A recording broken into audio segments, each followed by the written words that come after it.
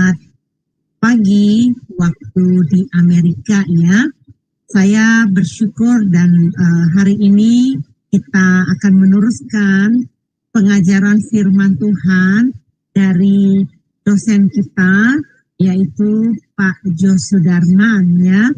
Pelajaran firman Tuhan hari ini sangat-sangat sangat penting. Setiap kali pengajaran saya katakan sangat penting buat kita, yaitu hari ini temanya berkat yang alkitabiah. Sebelumnya saya mau menyapa dulu sama Pak Jos. Pak Jos, shalom, apa kabar? Puji Tuhan, shalom Bu Heni, shalom Bapak Ibu. Hari ini Heni pagi-pagi tuh lalit ya Pak. Saya pikir tadi jam 9 waktu Amerika, ternyata ada perbedaan jam dengan Amerika. Jam 10 pagi waktu Amerika, tapi jam 9 malam waktu siang. Baik, Bapak Ibu, sebelum kita memulai acara ini, saya akan meminta kepada saudara saya, Pak Aras Cedar, untuk memimpin kita di dalam doa pembukaan. Silakan Pak. Baik, mari kita berdoa.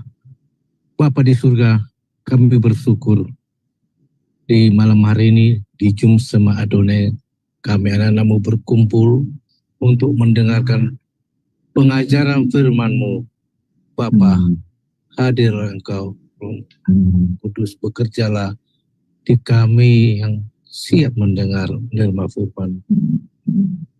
Urapilah hamba-Mu, Pak Jos Sudarman, biarlah setiap tutur kata dan kalimat boleh menjadi rema buat kami. Rahasia mungkin yang Kau tunjukkan buat kami. Berkat menurut firman-Mu. Itulah yang ingin kami tahu. Karena kami tidak mau berkat ataupun mamon yang kami terima, tapi akhirnya jauh dari Engkau. Dan ini banyak terjadi di hamba-hamba-Mu atau anak-anak Tuhan. Untuk Tuhan, biarlah pengajaran yang Kau tunjukkan kami mana yang benar, dan supaya kami boleh melakukan dengan baik, bukan malah keberkatan malah jadi jauh dari Engkau. Dan buat hamba-Mu Bu Heni juga Kau rapi, biarlah memimpin dari awal hingga akhirnya dengan baik, dan juga para tim teknisi peralatan itu juga Engkau rapi, biar semua peralatan berjalan berfungsi dengan baik. Segala kuasa-kuasa kegelapan mencoba mencuri satu kata dalam pengajaran kami ikat di dalam nama Tuhan Yesus. Terima kasih Bapa. Inilah doa kami yang jauh sempurna panjang dalam nama Tuhan Yesus. Haleluya. Amin. Amin, amin. Terima kasih Pak Aras atas dukungan doanya buat kita semua. Bapak Ibu jangan kemana-mana, tetap stay bersama kami. Ya, sebentar kita akan melihat dulu profil dari Bapak dosen saya, Pak Jos ya, sebentar.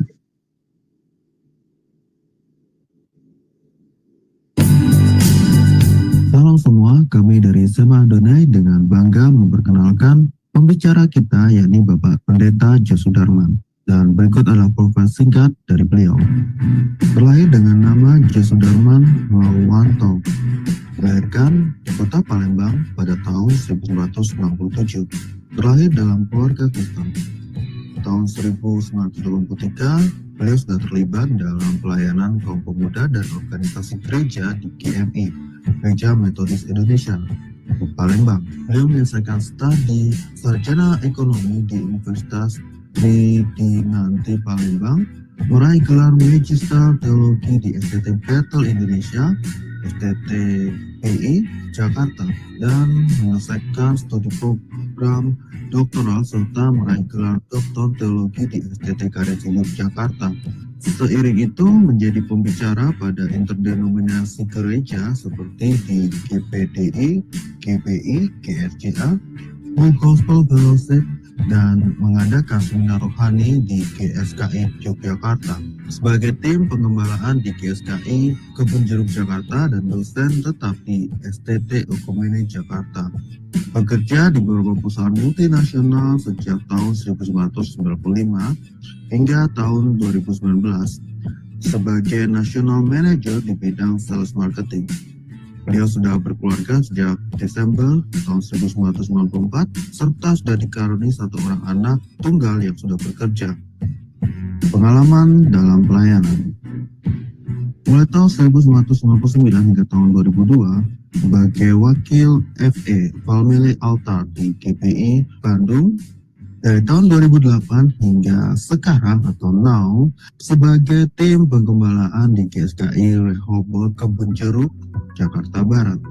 Terlibat dalam pendirian BPCO mulai dari awal hingga mundur pada bulan Mei 2023. Penulis buku Memahami 3 Pilar Pengajaran GSKI. Dan pada kesempatan kali ini Bapak Pendeta Dr. Josudarman akan mengajari kita tentang Shalom Bapak Ibu, Saudara terkasih di dalam Tuhan. Kita akan belajar satu materi baru, yaitu freedom in God. Artinya kebebasan dalam Tuhan. Tentu bebas di dalam Tuhan ini tidak berdasarkan premis atau pengertian dasar kita sebagai manusia, ini tentu berdasarkan Tuhan, dari kacamatanya Tuhan. Nah, di sini kita akan belajar salah satu hal yang sangat penting dalam kehidupan kita sebagai manusia. Apa itu? Kita belajar satu pelajaran namanya kehendak bebas, free will. Bermacam-macam orang mendefinisikan tentang kebebasan. Hal ini tergantung dari premis dasar seseorang. Dan juga kita akan belajar tentang bagaimana sukses di dalam hidup. Apa itu sukses? Tentu kacamata Tuhan. Lalu kita juga tidak bisa hidup tanpa Tuhan. Artinya kita sebagai manusia itu sangat tergantung dengan Tuhan. Kalau hal ini kita sadari, lalu bagaimana kita harus hidup cukup di dalam Tuhan.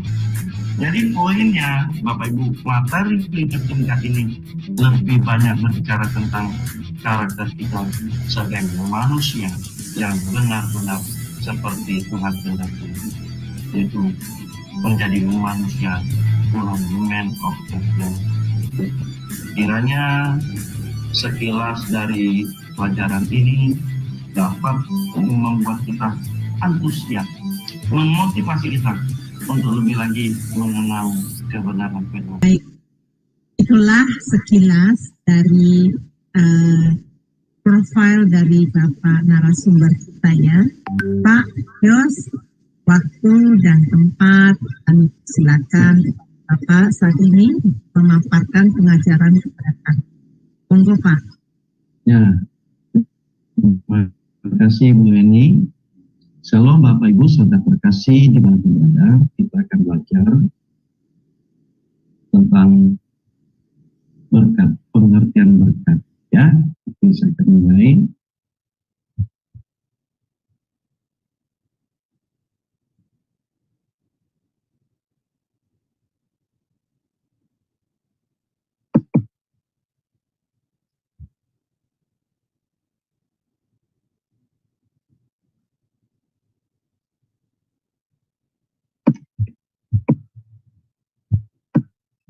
Apakah sudah terlihat Bu Heni slide-nya? Sudah Pak. Oke. Bapak Ibu, Saudara terkasih dalam Tuhan. Ini nggak bagus nih. Ya, kita tahu ya tentang berkat, kita pasti mau diberkati.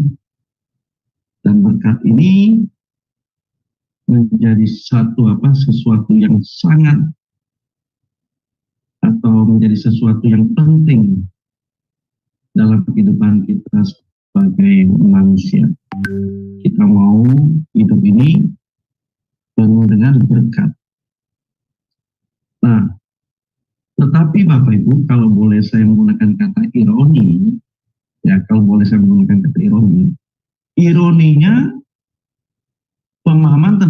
berkat bagi orang Kristen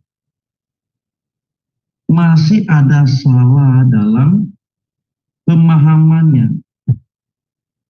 Masih ada kesalahan dalam pemahamannya atau pengertiannya tentang berkat itu. Karena mereka masih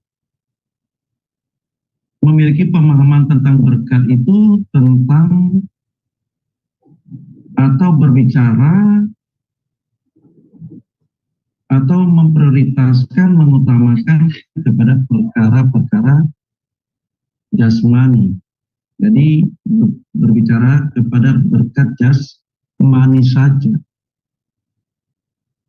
Hal ini memang tidak bisa disalahkan juga. Kenapa? Karena ini tentu sudah merasuk atau di dalam pemahaman mereka mendapatkan pemahaman itu dari lingkungan di mana mereka berada.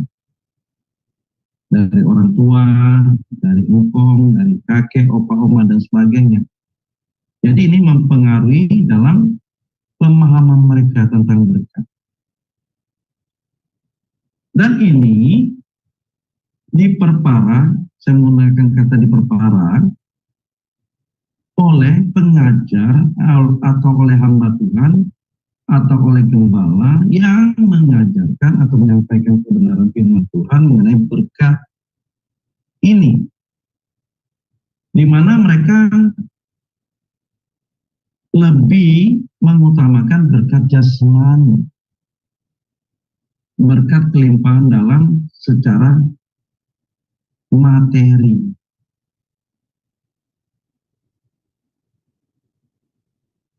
Ini sungguh, menurut saya, ini sungguh membahayakan kalau pengertian berkat atau pemahaman berkat disampaikan kepada umatnya, lebih mengutamakan, lebih memprioritaskan kepada perkara-perkara jasmani, berkat jasmani saja. Nah, dalam hal ini kita akan berbicara lebih kepada pengertian berkat berdasarkan perspektif perjanjian baru. Perjanjian baru. Dan kita tidak boleh mencampur adukan pengertian berkat antara perjanjian lama atau bangsa Israel di perjanjian lama dengan orang Kristen di masa kini. Karena akan jauh sekali perbedaannya. Oke, Bapak Ibu. Nah, Bapak Ibu, kata berkat dalam PL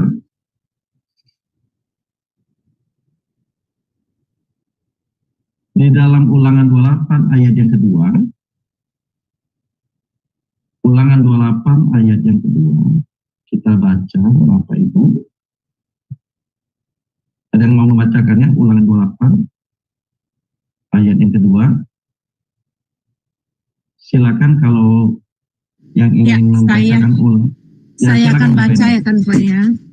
Segala berkat ini akan datang kepadamu dan menjadi bagianmu jika engkau mendengarkan suara Tuhan Allahmu. Ya, terima kasih Bu Eni. Kata berkat dalam bahasa Ibrani berakah. Berakah. Yang berarti berkah, sumber berkah, kemakmuran. Nah, kata berakah ini dari kata kerja barak yang dapat diartikan untuk memuji, memberi hormat. Nah, kita balik ke ayat tadi, Ulangan 28 ayat yang kedua. Segala berkat ini akan datang kepadamu dan menjadi bagianmu jika engkau mendengarkan suara Tuhan Allahmu. Kata berkat ini berkaitan dengan berkat jasmani, lebih banyak berbicara kepada berkat jasmani. Ini berkat dalam perjanjian lama ya, perjanjian lama yang banyak ditujukan kepada bangsa Israel atau orang Yahudi. Tapi ada syaratnya, jika engkau mendengarkan suara Tuhan Allah. Jadi tetap mengacu kepada jemaat yang mendengar suara Tuhan Allah.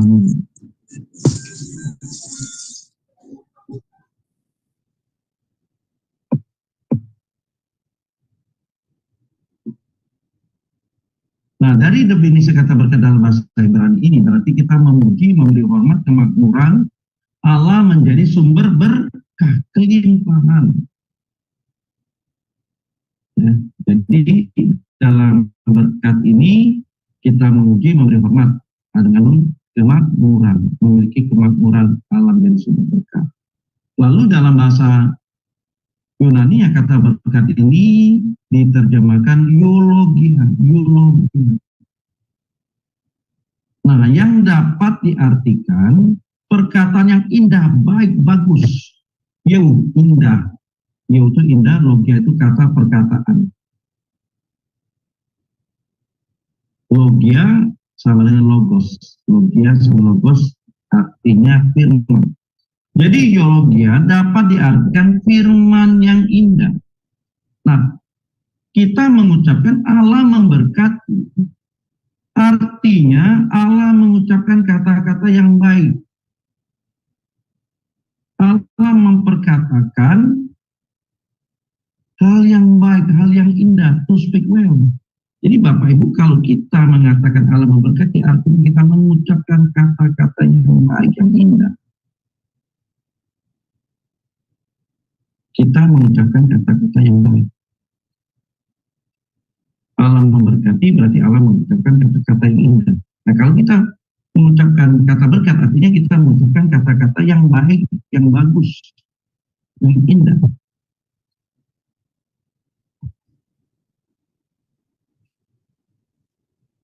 Dari etimologi terkesan kata, eulogia tidak bisa menerjemahkan kata berkat karena berbeda.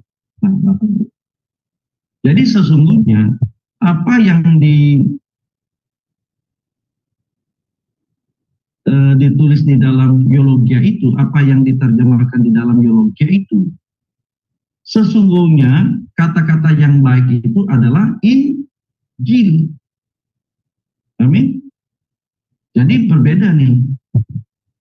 Kalau dalam PL lebih banyak bicara kemakmuran, Allah menjadi sumber berkat, kelimpahan. Tapi kalau di dalam bahasa Yunani, eulogia itu makna berkat yang sesungguhnya adalah Injil, kata mengandung kata-kata yang indah, kata-kata yang baik, kata yang bagus. Jadi makna berkat di dalam eulogia itu adalah menunjuk kepada Injil. Ini sudah jelas ya, Bapak Ibu. Dan kita tahu Injil adalah kuasa Allah yang menghidupkan, kuasa Allah yang menyelamatkan, memberi kemakmuran, kelimpahan, dan membebaskan. Jadi tentu dalam hal ini tidak berbicara kepada perkara-perkara jasmani atau orientasi jasmani, tapi kalau Injil pasti orientasinya rohani.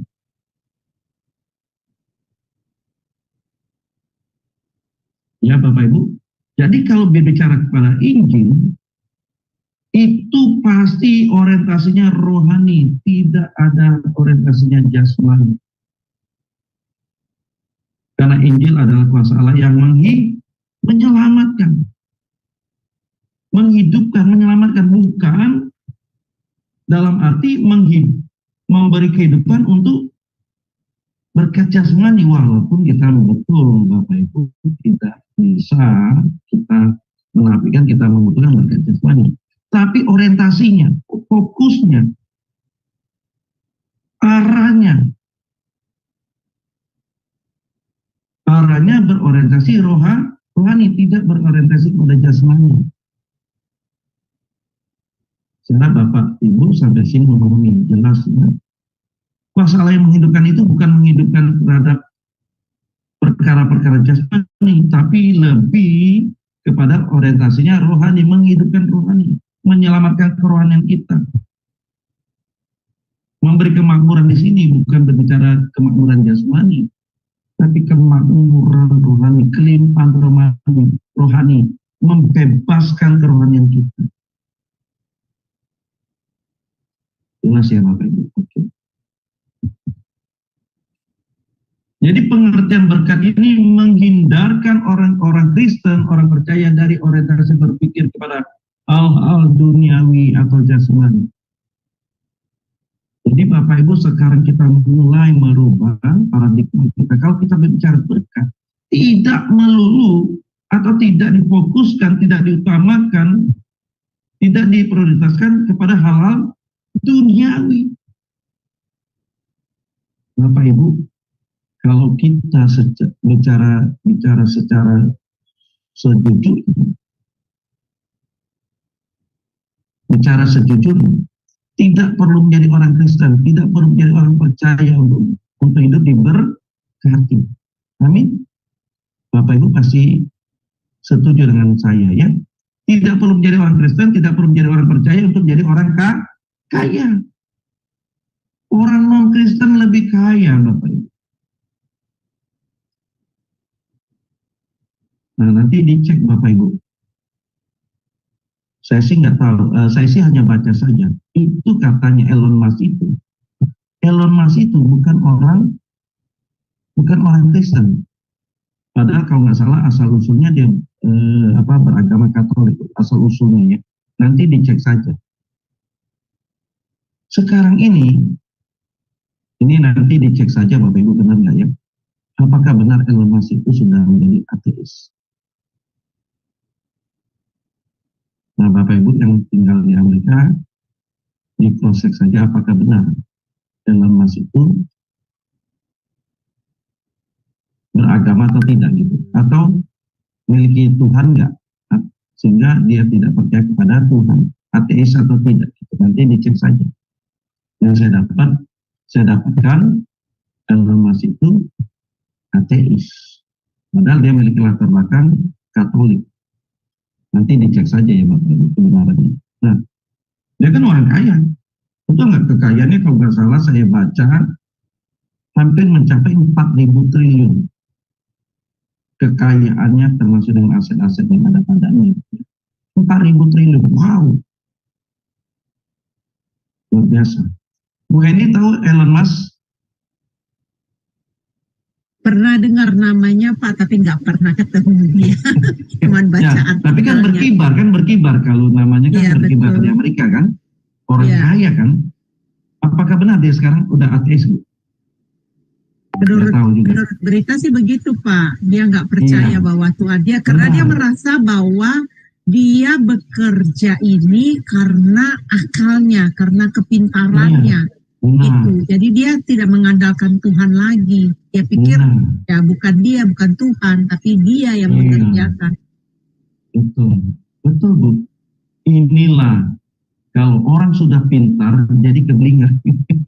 Mohon maaf ya.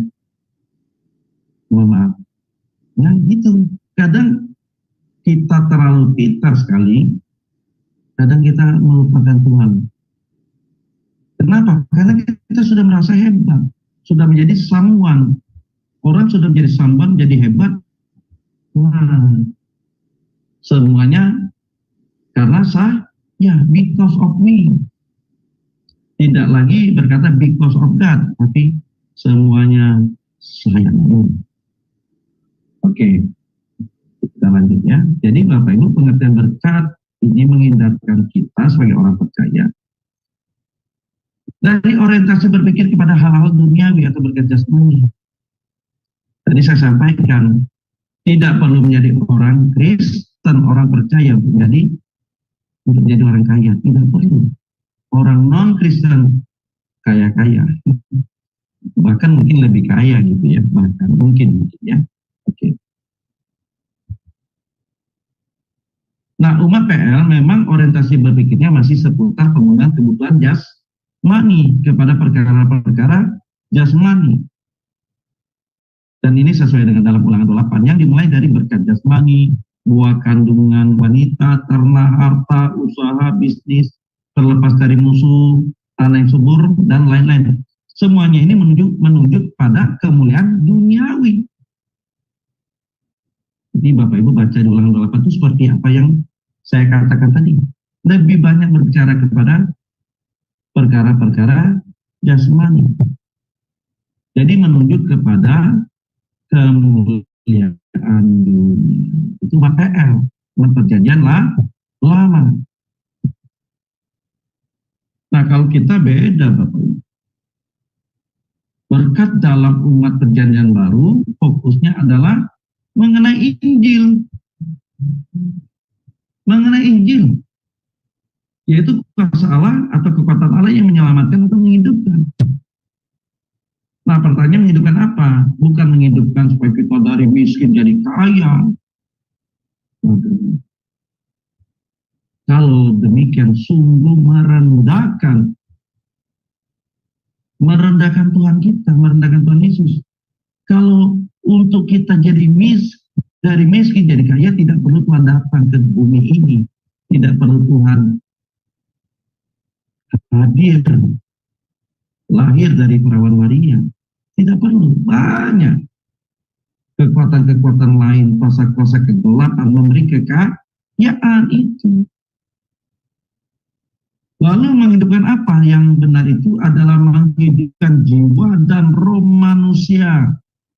Menghidupkan jiwa dan roh kita ini yang seharusnya binasa kekal. Tapi lewat Tuhan Yesus, lewat berkat rohani yang besar itu kita memperoleh keselamatan. Berkat rohani yang besar itu adalah keselamatan jiwa kita, keselamatan abadi kita. Ini yang luar biasa. Kalau Tuhan Yesus tidak datang ke bumi ini, tidak datang ke dunia ini, kita sudah pasti dibuang, dicampakkan ke api neraka, Bapak Ibu. Tidak ada penghakiman lagi. Tapi lewat kedatangan Tuhan Yesus, kita beroleh kesempatan, kita beroleh keselamatan lagi. Sehingga kita dapat diperkenankan untuk masuk ke langit baru dan bumi baru. Masuk ke surga dan abadi. Kita baca Yohanes 10 ayat 10b. Sebentar ya Pak ya, dari ayatnya. Ini dulu saya salah mengerti ayat ini loh Pak. Saya pikir ini berkat jasmani, berkat nanti kita baca. Oke. Ayat yang 10b-nya, aku datang supaya mereka mempunyai hidup dan mempunyainya dalam segala kelimpahan. Nah, mempunyai hidup. Hidup di situ ditulisnya zoe dalam bahasa ya, memiliki kualitas yang tinggi. Hidup berkualitas tinggi, bukan hidup seperti hewan, tapi hidup yang berkualitas tinggi. Nah, nanti kelimpahan itu kita akan bahas dulu ini ya. Oke. Nah, jadi Bapak Ibu, berkat yang ditawarkan Tuhan Yesus adalah kemerdekaan dari dosa. Ya, kita baca Yohanes 8, Bu. Yohanes 8 ayat 31 sampai 36.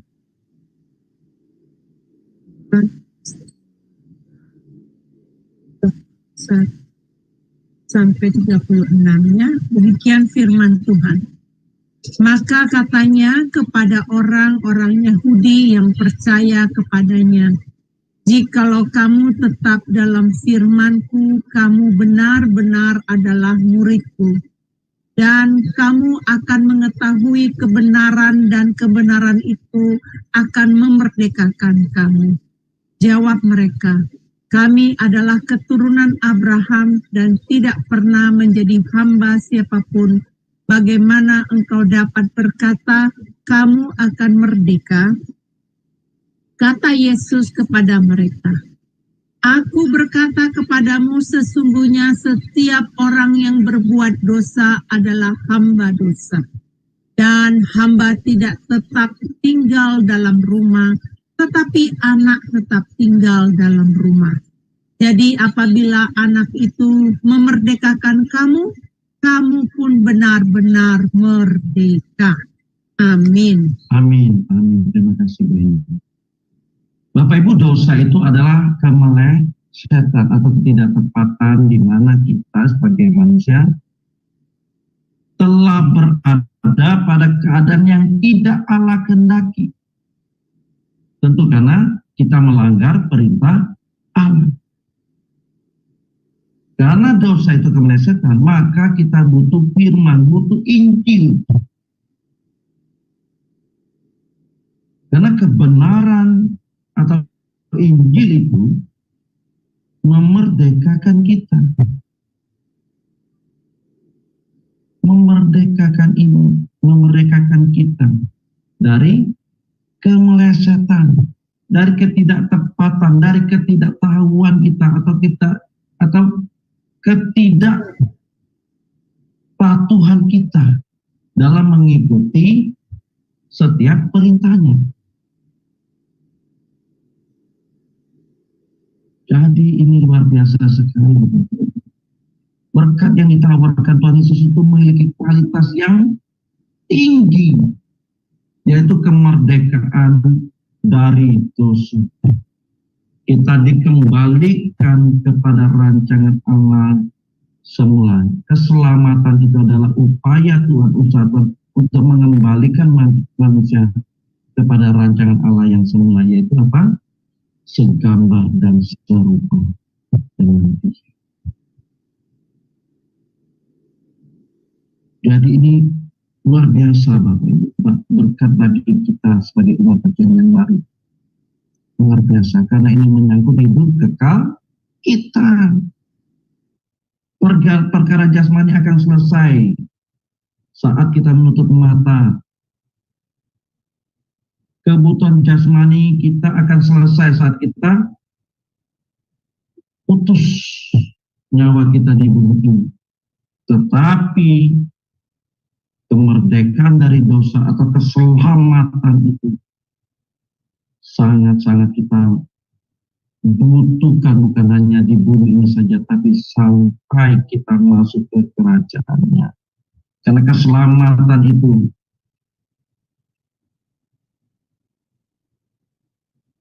membuat atau ide keselamatan bagi kita itu dari Allah.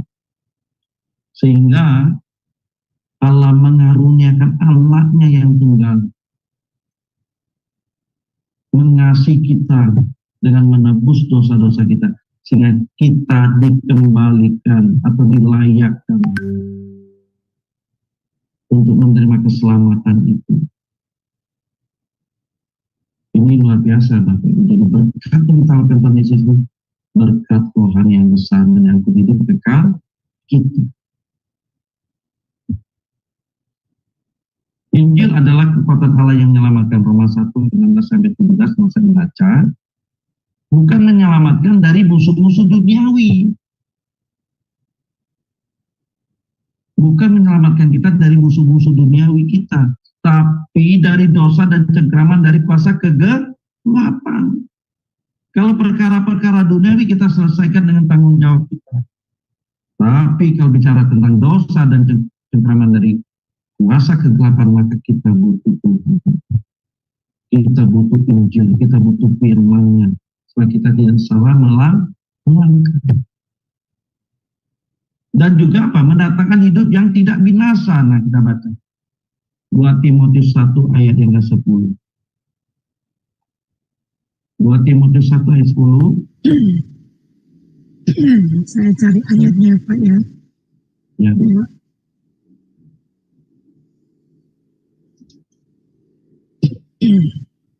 2 Timotius 1 ayat yang ke-10 berbunyi demikian. Dan yang sekarang dinyatakan oleh kedatangan Juru Selamat kita, Yesus Kristus, yang oleh Injil telah mematahkan kuasa maut dan mendatangkan hidup yang tidak dapat binasa. Luar biasa. mendatangkan hidup yang tidak binasa, hidup kekal Bapak Ibu, hidup selama-lamanya bersama dengan Tuhan Yesus. Tentu kita menghendaki hidup yang seperti itu, betul Bapak Ibu? Kalau tidak, waduh, ada sesuatu yang salah dalam kekristenan kita kalau kita tidak merindukan hidup yang tidak binasa itu. Tentu ada yang salah. Jadi orientasi umat perjanjian baru adalah hidup yang kekal. Orientasi umat perjanjian baru adalah hidup kekal, bukan kepada hidup yang fana ini, dunia yang fana ini. Kekekalan Bapak Ibu. Karena kita ini adalah makhluk kekal. Kenapa kita menjadi makhluk kekal? Karena ada roh Allah. Ada roh Allah dalam diri kita. Sehingga membuat kita makhluk kekal.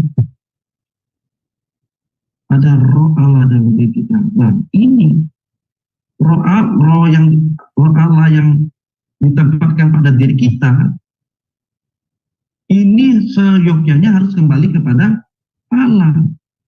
Jangan binasa. Makanya firman Tuhan katakan, roh yang ada pada kita diingini oleh Allah dengan cemburu. Kenapa? Itu miliknya. Itu miliknya. Roh yang ada pada kita ini miliknya Tuhan. Jadi jangan sampai binasa. Di roh yang ada pada kita, seyogyanya, sepatutnya kembali kepada Bapa di surga. Dan Bapak Ibu,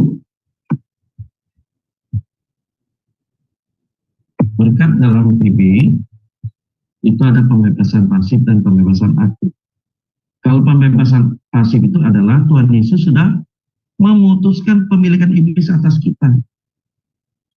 Karena Tuhan Yesus sudah menebus kita, menebus dosa kita.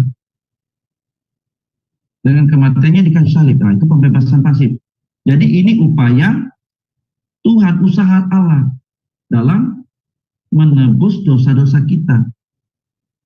Nah, lalu pembebasan aktif adalah kita yang berjuang untuk hidup kudus dan berkenan pada Allah. Sekarang pihak kita, Bapak Ibu. Jadi berkat itu bukan lagi berbicara kepada berkat jasmani, tapi bagaimana dalam hidup kita ini sebagai umat perjanjian baru. Kita sudah mengenal Tuhan, belajar kebenarannya, Roh Kudus menolong kita, maka kita harus berjuang untuk hidup kudus dan berkenan kepada Allah. Maka kita tidak boleh berhenti belajar Injil, belajar firman Tuhan, belajar. Baca, renungkan. Kalau kita tidak mengerti, pasti Roh Kudus menolong kita membuka selubung yang ada dalam pikiran kita sehingga kita mengerti kebenaran. Kebenarannya itu akan membebaskan kita. Jadi Bapak Ibu, pembebasan secara pasif Tuhan Yesus lakukan. Sekarang kita pembebasan aktif, karena kita sudah mengenal kebenaran. Kita harus berjuang untuk hidup kudus dan berkenan kepada Allah. Inilah sesungguhnya perjuangan kita, Bapak Ibu. Untuk menjadi manusia Allah, manusia baru, makhluk ciptaan baru, di dalam menjadi ciptaan baru.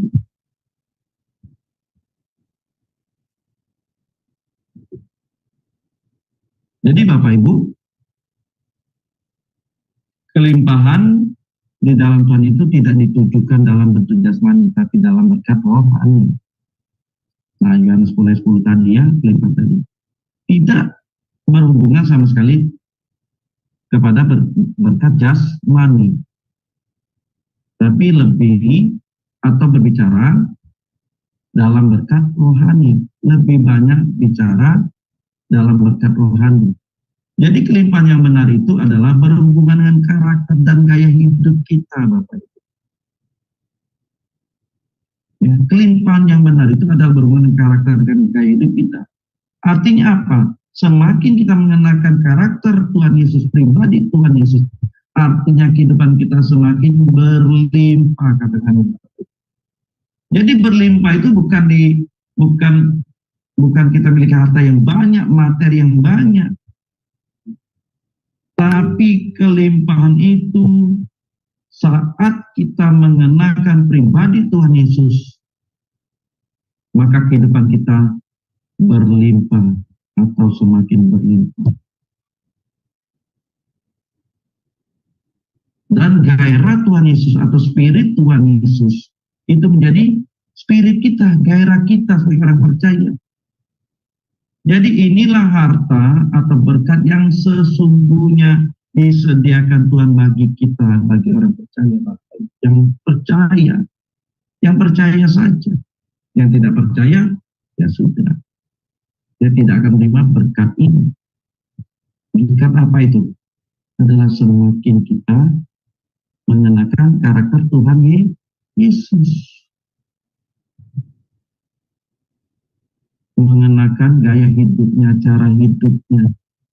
Jadi ini semua berbicara berkat rohani.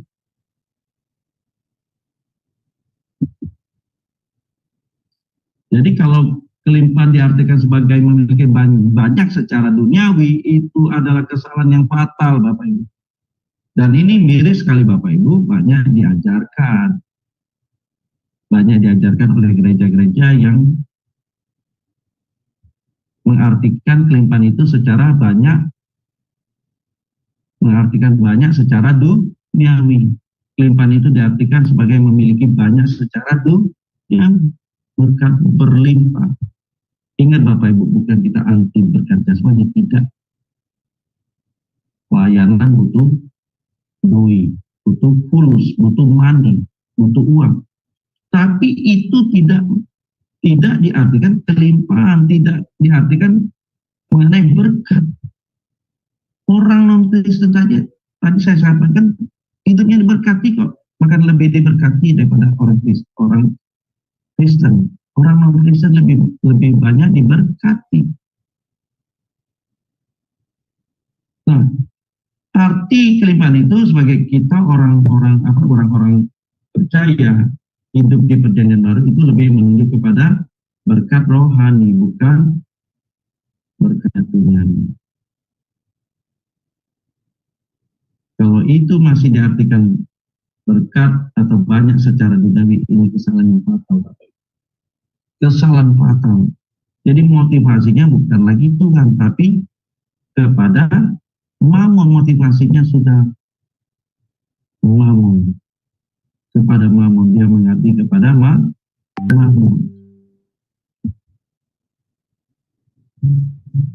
Nah, Bapak Ibu, Yohanes 10 ayat 10b yang tadi kita baca, kata kelimpahan itu artinya dalam bahasa Yunani-nya diterjemahkan perisos. Yang dapat diartikan bukan hanya banyak dalam kuantitas, tapi besar dalam kualitas. Betul, diartikan bisa juga kuantitas, tapi sebenarnya lebih mengarah kepada kualitas. Jadi perisos itu lebih diartikan kepada kualitas. Kualitas hidup kita ini bagaimana? Kualitas hidup kita ini seperti apa? Iman kita ini iman yang menurut kepada kehendak Allah. Penurutan kepada kehendak Allah. Percaya kita adalah taat kepada Tuhan Yesus. Kalau kelimpahan diartikan memiliki banyak secara duniawi, maka ini kesalahan fatal, kesalahan yang serius yang akan menggiring umat Tuhan cinta dunia, bukan cinta Tuhan.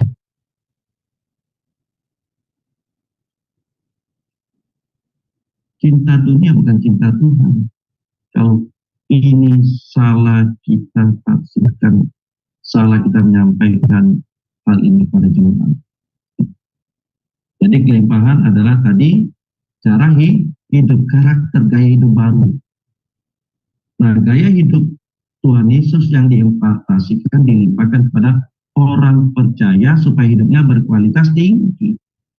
Nah ini Bapak Ibu. Jadi kita benar-benar memiliki gaya Tuhan Yesus, cara hidup Tuhan Yesus, karakternya Tuhan Yesus, sehingga kita memiliki hidup yang berkualitas tinggi. Kualitas seperti Tuhan Yesus. Hidup kita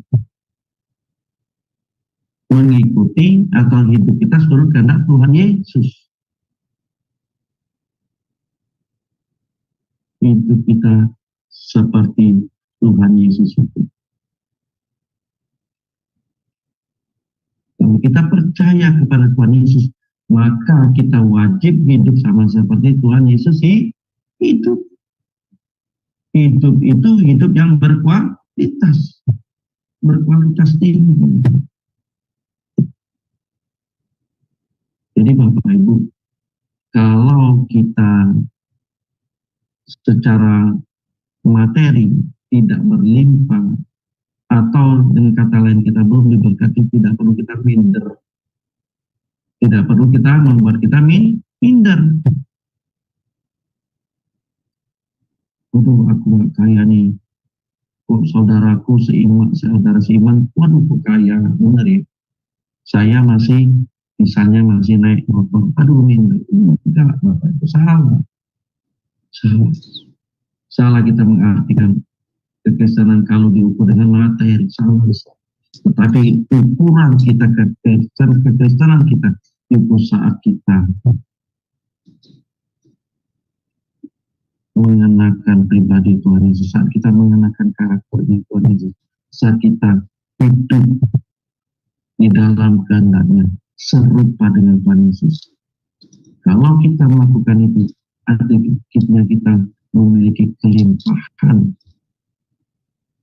dalam arti hidup yang berkualitas tinggi, hidup yang diinginkan oleh Tuhan, supaya kita melakukan kehendaknya. Jadi Bapak Ibu, ada yang begini saya mendengar gitu ya, dalam gereja gitu, kalau kita tidak diberkati secara materi ada yang salah dari kita, katanya gitu. Kamu sih ada yang salah, ada dosa kamu sehingga kamu tidak diberkati oleh Tuhan secara jasmani. Nah ini omongan-omongan ini yang salah.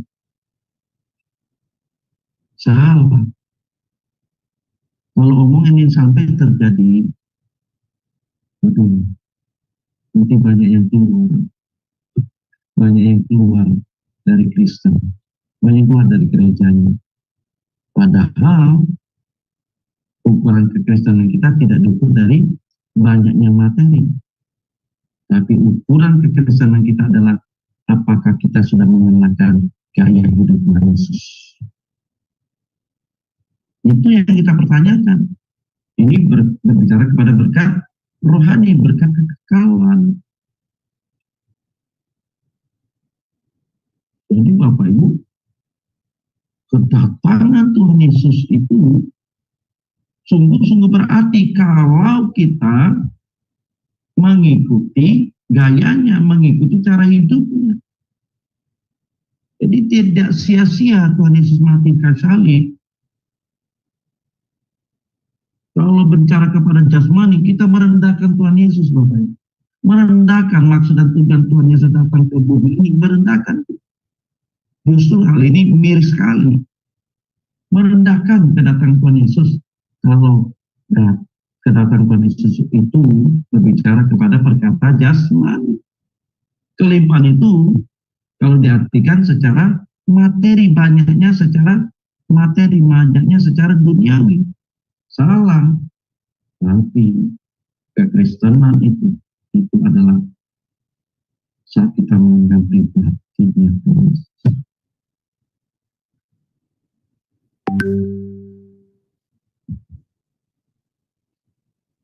Oke Bapak Ibu. Jadi hubungan dengan Tuhan yang dipulihkan atau direkonsiliasi lebih dari semua berkat Dan inilah berkat yang kita besar dalam hidup orang percaya. Saat terjadi pemulihan, terjadi rekonsiliasi dalam hubungan kita dengan Tuhan. Ini lebih dari semua berkat Tuhan. Amin Bapak Ibu. Wow Bapak Ibu, kalau hubungan kita dipulihkan, kita diperdamaikan, ini lebih dari semua berkat Tuhan. Kenapa? Karena ini menyangkut hidup kekal kita. Menyangkut hidup kekal kita.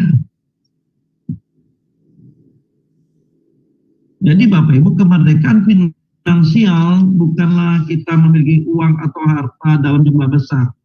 Tetapi saat kita memiliki pemulihan hubungan dengan Tuhan, katakan amin. Saat kita memiliki pemulihan hubungan dengan Tuhan dan proses yang terus berlangsung untuk menjadi manusia sesuai rancangan Allah semula. Hal ini menjadi perhatian khusus bagi kita Bapak Ibu umat perjanjian baru. Berkat yang besar itu adalah saat kita dipulihkan, terjadi pemulihan hubungan kita dengan Tuhan. Kita mau hidup benar, hidup kudus, hidup berkenan kepada Tuhan. Dan proses ini terus berlangsung selama kita masih hidup. Dan kita menjadi manusia sesuai rancangan Allah semula. Mengobkat manusia Allah. Menjadi manusia ciptaan baru. Bapak Ibu. Luar biasa Bapak Ibu. Dan luar biasa sekali. Jadi Bapak Ibu, berkat yang besar, berkat yang alkitabiah itu adalah saat terjadi pemulihan dan kita terus menjadi manusianya Allah. Kita mengenakan pribadi Tuhan Yesus. Injil kebenaran itu kita hidupi dalam hidup kita, sehingga membebaskan kita, memerdekakan kita dari dosa. Ingat, kematian Tuhan Yesus bukan untuk kita kaya secara materi, tetapi kematian Tuhan Yesus berdampak kepada pemulihan hubungan kita dengan Tuhan. Dan ini terus kita kerjakan. Ingat tadi, pembebasan aktif. Kita menjadi hidup yang kudus. Menjadi hidup kudus. Berjuang untuk hidup kudus. Berjuang untuk hidup yang berkenan pada Allah. Menghormati Allah. Sehingga kita masuk dalam proses keselamatan untuk menjadi manusia Allah.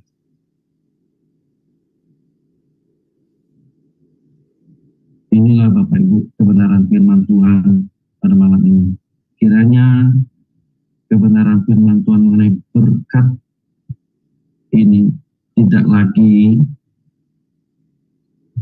kita berbicara kepada berkat jasmani, harus membongkar bangunan teologi kita, sistematika teologi kita harus bongkar. Kalau berkat kita tunjukkan dengan banyaknya materi, itu harus kita bongkar. Sistematika teologi kita harus bongkar. Berkat yang sesungguhnya adalah kita dipulihkan, kita mendapatkan Injil kerajaan, dan kita terus berjuang masuk dalam proses sekolah kehidupan, di mana dalam sekolah kehidupan itu untuk apa? Mendidik kita, mengajar kita untuk mengikis kedagingan kita, menghancurkan keegoisan kita. Kita benar-benar menjadi manusia yang diinginkan oleh Tuhan, menjadi manusia Allah. Amin. Tuhan Yesus memberkati.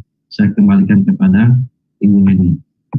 Ya, amin. Terima kasih Pak Jos atas itunya namanya sebentar ya Pak ya, hubung saya juga jadi operator, jadi saya juga harus menjalankan dua laptop nih. Jadi Bapak Ibu yang terkasih, kita sudah mendengarkan pengajaran dari Pak Jos. Hari ini memang sangat penting sekali pelajaran ini, Pak ganti handphone, saya kasih co-host dulu. Oke, saya udah kasih co-host ya Pak Jos ya. Bapak Ibu, saya mau juga ya, kedengaran bagus Pak sekarang. Jelas Pak, kedengaran. Nah, Bapak Ibu, saya mau memberitahukan ibadah online tetap ada, tapi saat ini kami belum membuat thumbnailnya, ya, jadi ada. Dan kebetulan untuk thumbnailnya acara Pendeta Lukas Ricardo juga yang hari Sabtu kami belum dapat konfirmasi dari dia. Jadi nanti kalau ada konfirmasi kami akan memberitahukan. Tapi Bapak Ibu yang sudah subscribe channel Sema Adonai, saya berterima kasih karena dari sana Anda akan mendapatkan siaran ulang dari setiap kali yang kami siarkan ya. Dan Bapak Ibu dipersilakan untuk mengambil bagian bertanya ya kepada Pak Pendeta Jos Sudarman. Pak, ya ini udah ada Ibu Aling, ya silakan Bu Aling. Sister Aling. Belum dibuka. Ya, baik. Shalom, selamat malam Pak Jos dan Ibu Heni. Shalom, iya, Bu Aling. Shalom. Iya, Pak Jos, yang aku mau tanyakan adalah, kan aku pernah juga mendengar janji Tuhan. Apa bedanya itu, Pak Jos, janji Tuhan dengan berkat Tuhan? Iya, terima kasih, Pak. Ya, janji Tuhan itu juga mengandung berkat juga. Ya, Bu Aling. Cuman janji-janji Tuhan itu sebenarnya adalah pengharapan kita kepada janji Allah yang sebenarnya lebih mengarah kepada kerohanian atau lebih mengarah kepada pertumbuhan iman, atau lebih mengarah pengharapan kita ini bukan kepada bumi ini tetapi kepada surga, ke langit baru dan bumi baru. Jadi janji Tuhan itu sudah pasti tidak mengutamakan atau tidak berorientasi kepada berkat jasmani, tapi tentu berbicara kepada berkat-berkat rohani, Bu Ali. Ya, tidak supaya kita nyaman di bumi ini. Janji Tuhan itu, tentu janji Tuhan itu adalah saat kita di dalam kelemahan, kesusahan, Tuhan hadir. Tuhan memberikan kekuatan kepada kita. Bukan untuk kita nyaman di bumi ini, hidup berkelimpahan secara materi.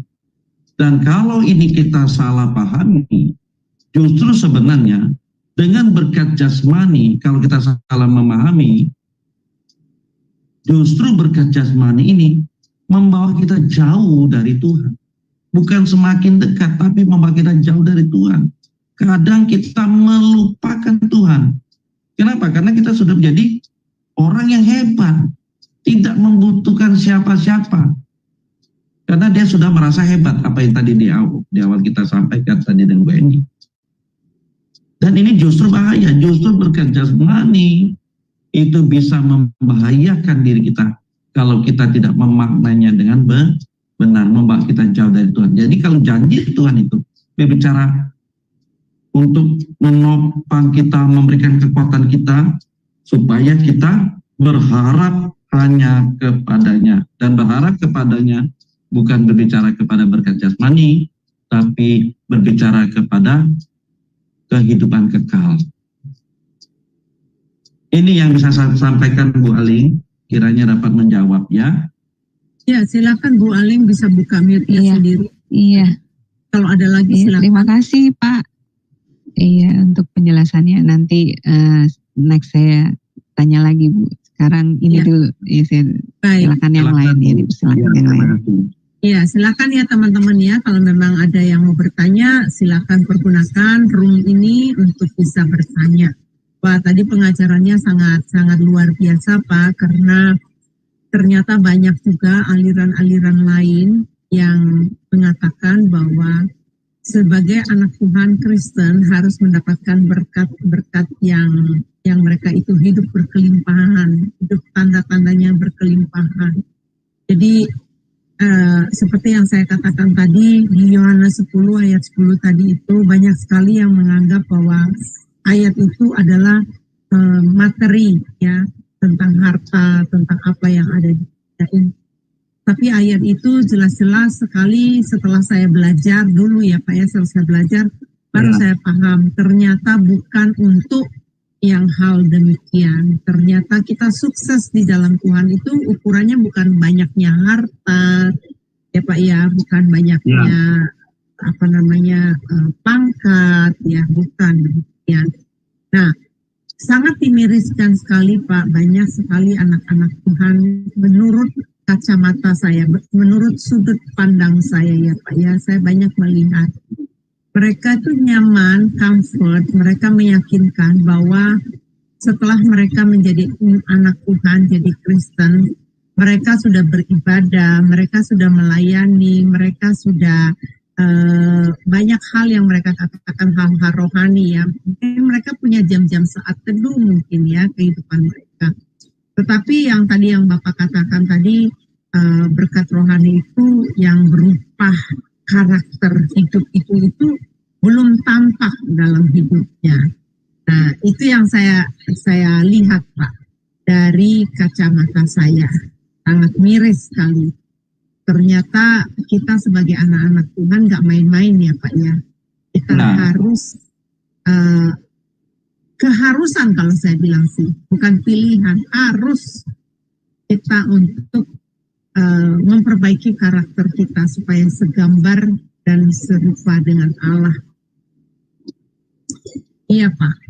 Ini teman-teman kita mau nanya, teman-teman bagaimana, apakah ada pengalaman pribadi Anda mengenai tentang hidup yang diberkati secara alkitabiah?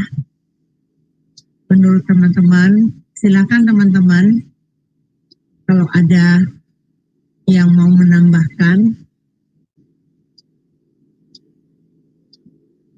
Iya nih Pak Jos, kelihatannya mereka paham. Iya, silakan Pak. Ya Bu Heni, memang kalau kita baca di Matius 6 ayat 19 Bu, boleh dibaca Bu Matius 6 ayat 19. Oke, sebentar Pak. Wah, ini mantap. Matius 6 ayat 19 yang berbunyi demikian. Janganlah kamu mengumpulkan harta di bumi ngengat dan karat merusakkannya, dan pencuri membongkar serta mencurinya. Iya, 20 Bu, ayat 20. Ayat 20, tetapi kumpulkanlah bagimu harta di sorga ngengat dan karat tidak merusakkannya, dan pencuri tidak membongkar serta mencurinya. Ayat 21. Karena di mana hartamu berada, di situ juga hatimu berada. Ya. Nah Bapak Ibu, ayat-ayat di atas menghendaki kita jangan kumpulkan harta di bumi. Karena orang yang mengumpulkan harta di bumi, dia pasti akan terbelenggu atau terikat kepada mamon. Orang yang mengumpulkan harta di bumi, dia akan terikat kepada mamon. Dalam arti dia akan menyembah kepada mamon, dan pasti hidupnya tidak berkenan kepada Tuhan. Hidupnya tidak mengabdi kepada Tuhan. Jadi kita kumpulkan harta di sorga. Kita kumpulkan harta di sorga itu berbicara kepada kehidupan kekal kita loh.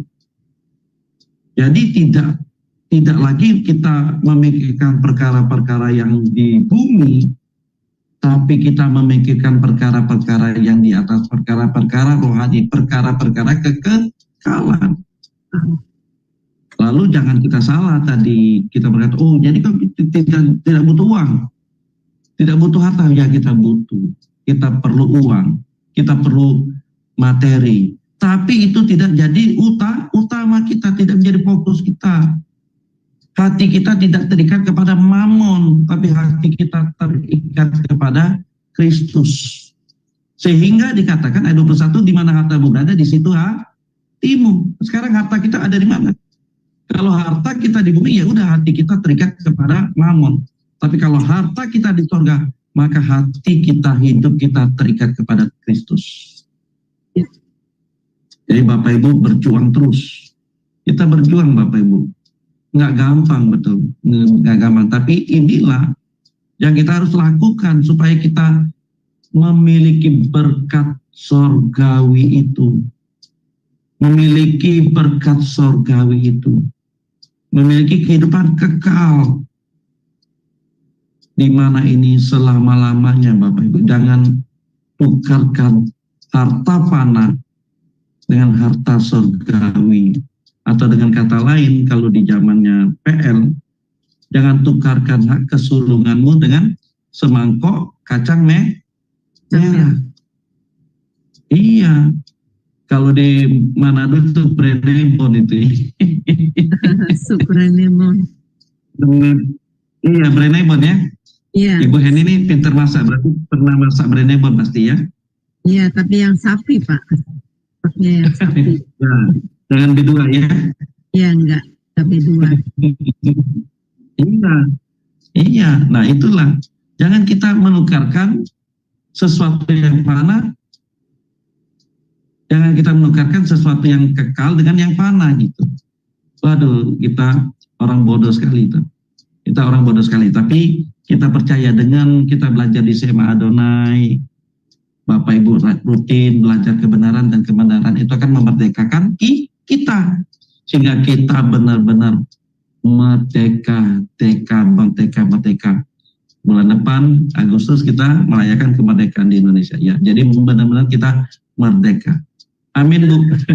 Iya, Bapak bilang merdeka, tapi banyak loh Pak yang dengar doang amin, tapi tidak menerapkannya itu dalam kehidupan mereka. Betul, kembali lagi. Yang harus dilakukan, nggak bisa didengarin, dilakukan.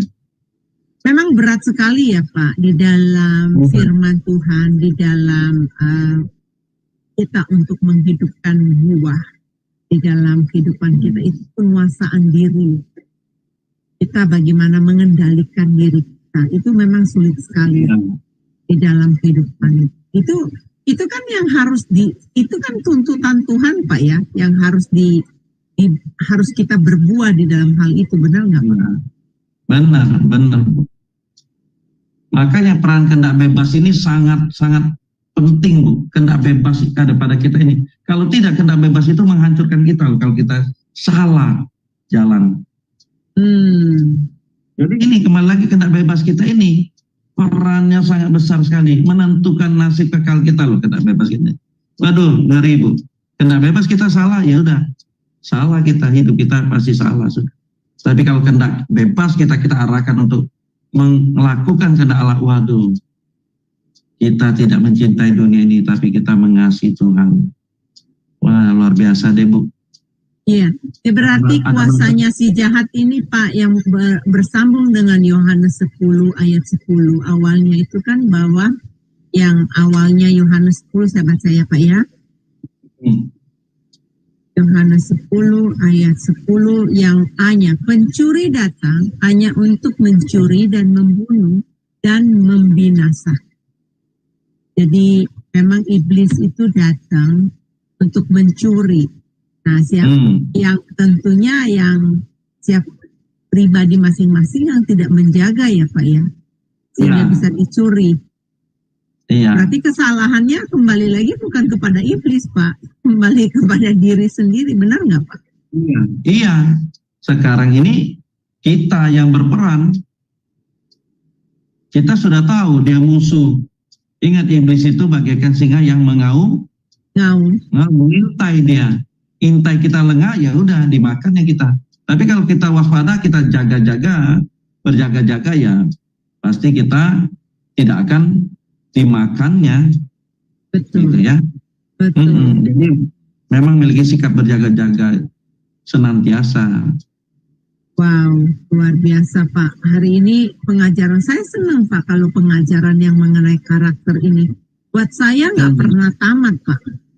Sekolah ini nggak pernah tamat. Ini kayaknya sekolah kehidupan yang harus dikerjakan dari hari ke hari sampai ajal kita menjemput ya Pak ya.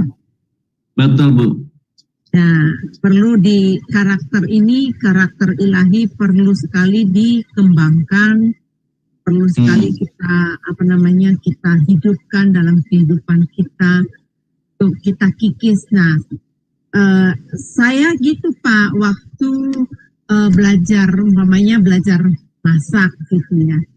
Kalau sekali masak kan gagal Pak, karena belum mahir. 2 kali, 3 kali, 4 kali. Sekarang Pak nggak pernah buka-buka buku resep saya Pak. Saya masak udah langsung aja gitu, kayak autodidak begitu. Otomatis. Iya betul. Jadi udah ini. Tetapi di dalam karakter ilahi, terus terang Pak, ayatnya kan tahu tuh Pak ya, udah hafal dulu, pernah hafal. Itu kita manusia itu ternyata ada limitnya Pak. Kadang-kadang kita bisa lupa.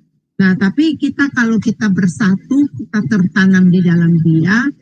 Makanya saya suka datang sekarang Pak, yang di dalam namanya ada di Indonesia itu, saya menemukan beberapa bulan yang lalu ya, udah lama juga, itu ada namanya morning prayer in the morning. Jadi ya VMP ya, Victoria Morning Prayer. Di sana itu Pak, mereka memberikan satu pelajaran-pelajaran semua tentang karakter, bagaimana kita harus berubah ya. Karena kan sekarang Pak banyak sekali orang di mana-mana tuh ada yang model paradoks orangnya, ada yang toxic modelnya ya. Ya itu di lingkungan kita kemana-mana itu pasti ada yang seperti demikian. Nah kita diwanti-wanti supaya kita jangan juga terlibat dalam modus. Nah banyak tuh modus-modus tuh.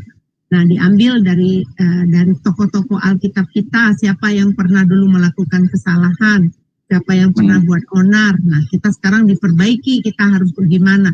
Nah banyak sekali saya lihat ya, anak-anak Tuhan itu mereka suka hangoutnya Pak, kumpul-kumpulnya bukan hal-hal itu, mungkin membosankan buat mereka Pak. Padahal ini penting.